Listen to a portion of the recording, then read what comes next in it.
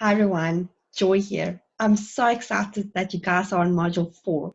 This means that you've completed the previous 3 modules, and in this module we are going to learn about markets and where does your product fit into that market. But also, I don't want to just talk about the markets, but I also want to talk about your ideal customer and where exactly do you go and find that ideal customer. And I believe there is a thing as a perfect customer. You don't have to just find the first best customer that you can serve, but serve the people that you really want to serve. And that's an ideal situation for having your own business. And that's like the perfect life really, is where you don't have to go and serve somebody that you don't like, or that you don't feel like you're going to actually have a good working relationship with. So I'm going to share my screen with you guys, and I'm going to start breaking it down a little bit for you in the actual markets. Just bear with me here. So I've pre-drawn something in Paint just because I'm completely useless in Paint. I did not get my degree. So my painting skills is very slow. Okay, so you have 3 core markets: health, wealth, and relationships. Now, it doesn't matter where your product, it doesn't matter what product you have, it will fit into one of those core markets. It might not be a direct fit, but that's why it's broken up into submarkets and then again into a niche. Now, I'm going to explain this to you guys. As you see, I've already pre-drawn this out. So you've got health. Health can be, falling under weight loss, the submarket, and then a niche is keto. Or you can have wealth, which is real estate, and then flipping houses on eBay is the niche. And then you've got relationships, the submarket is parenting, and then the teenagers and babies is then the niche to that submarket. So with each product, you will have a submarket and you will have a niche. Now, where exactly do you go and find your customers? I'm going to stop sharing my screen with you guys so I can explain this. Now, each and every product will, like I said, will fit into this target market, or this market, this ocean. So the market is really then an ocean. Look at your submarket as the blue ocean, and then your niche as like a purple ocean, right? So you've got your red ocean that ideally is then where all your customers are swimming. So I'm going to use an example of this highlighter now, or a Sharpie, whatever you call it. Now, if you look at the Sharpie, it's one pink color and you have, say, one yellow color. And then you come up with this product idea where you actually want to put 2 in 1. I think there's actually a product like that out there. I'm not sure. But now you're not sure where to go with this. So what you have to do is you have to go and find your ideal customer in the red ocean, aka your core markets. Now, where exactly will you go and find this? Where would people swim? Now, see it like this way, and this is an example that Russell actually used in one of his trainings. Every market can be like a congregation. Now, what exactly does it come up? When I say congregation, what do you think is a congregation? Now, congregation is like a church. People get together on a Sunday at, say, 10 o'clock in the morning. That's where people gather, right? So you need to go and find your market congregation. You need to go and find where people gather together that have the same interest. Okay, so what happens is you will go and you go on Facebook groups or Instagram groups, or on Instagram, Pinterest, etc.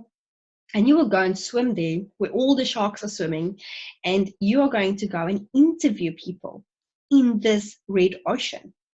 Now, you would go and ask people the question: if I had to make a highlighter that will save you space in your pocket, or save you space in your handbag, or wherever you're going to put this, or space on your desk, and it's got 2 colors in one, would you actually buy it? And make it exciting. Don't be boring about it. Or also ask the question. And remember, the whole idea is to create a problem that people did not know that they had.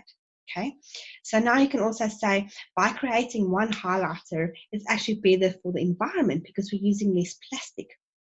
And you can also make the plastic to be a type of plastic that biodegrades, after 5 years instead of the normal 100 years for plastic that takes it to the biodegrade. And you just ask all these questions.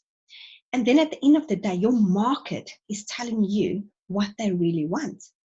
Now that you have your ideal product, you are in the blue ocean, because now you have basically created this product. And with this blue ocean, you work on it a little bit more and you stand out from the crowd. And guess what? You've got a niche. And that's really how this works. It's the same as Netflix. Remember when Netflix started out? Netflix was tiny, new, but nobody knew about Netflix. They actually approached Blockbuster and say, listen, we have this idea to have movies online, da, da, da, da, da. And Blockbuster laughed at them and they didn't want to do it. And then little Netflix kicked Blockbuster off because it's just the way it went. And that is basically it. And the same with Uber. You know, it's Uber is a normal one, it falls into a market, then a submarket, and then whoop, Uber is a niche. Whoop, Netflix is a niche. You know, Spotify is a niche. The same with Apple. When Apple came out with the smartphone, it was a niche. And this is really it. It's like where you create your purple ocean, because if you mix blue and red, it becomes purple. So you need to find your purple ocean. And that's exactly where all the money lies, guys. So if you can create a product that is so unique that people will buy it, then definitely that is the key thing. Now, I have a friend that I'm busy to convince him to actually start his own business. And I'm hoping he will, because he is a ski fanatic. I have never met anybody in my life that loves skiing as much as he does. The first best opportunity that he has, he would book a flight. We live in New Zealand, so you know, he would book a flight to one of the snowy mountains, especially here in the South Island where I live, and he would just, you know, come for the weekend and just ski. And he knows, I'm sure, every single mountain in New Zealand. And he's like my personal tour guide, because if there's a place in New Zealand that I haven't visited, I would phone him up and say, Eric, have you been there? You know, any cool places? And he is a very knowledgeable person when it comes to these things. So I convinced him to start his own product, because he is or his own course, explaining people, you know, like doing a skiing course. How do you ski? How do you need to ski? You know, anything skiing. I have no clue. I've never skied in my life, but you know, basically teaching people how to ski. And then his hook could be, and I'm going to talk about hooks in the next episode. His hooks could be, you know, finding the best mountain to ski if you haven't skied before, and also all the places in New Zealand where you can ski, with pictures and all of these beautiful things. So this is really, then he is going to create, I'm hoping he will take me on this, but he can create this niche that people doesn't know, because there's thousands of people in this world that love skiing, and there's even more people that love to travel. So if he can target the perfect customer, people that have money, that, you know, can travel to New Zealand, people that love skiing, he can approach people with his little knowledge book and his course, and then people can go like, oh wow, I actually want to go to New Zealand because I want to go and check out these mountains and I want to ski on them. And that's really how you create a niche. And basically, guys, that's it. You know, you've got your 3 core markets, which is health, wealth, and relationships. You have to find your sub-market, which is your blue ocean. And then you're going to have to go and find your niche, which is your purple ocean. And that's kind of where that is where the money lies. And yes, you can make money in your sub-market. And you can make money in the big red ocean. But just remember, there is thousands of other fishes and sharks that swim there, and everybody is biting, you know, everybody is eating everything in the red ocean, and that's why it's just becoming bloody. And you know, you have to kind of lower your price to stand out from the crowd, or you have to have something extremely unique to stand out if you're in the red ocean, but then that becomes the blue ocean. I hope you guys understand this concept. If not, please reach out to me. But I really want you to understand where your product fits into the market. Like, I'm creating this course for you guys. So I know my course is standing out a little bit because I'm going more, you know, I start with mindset and, you know, your passions and all of those things, where I know for a fact other courses don't do that. Or there's maybe some that do it, but I haven't stumbled upon one in my immediate circle that actually do that. And I know that my product is in the blue ocean. I know for a fact I have not created a purple ocean yet, but that's coming because I've got some ideas for that.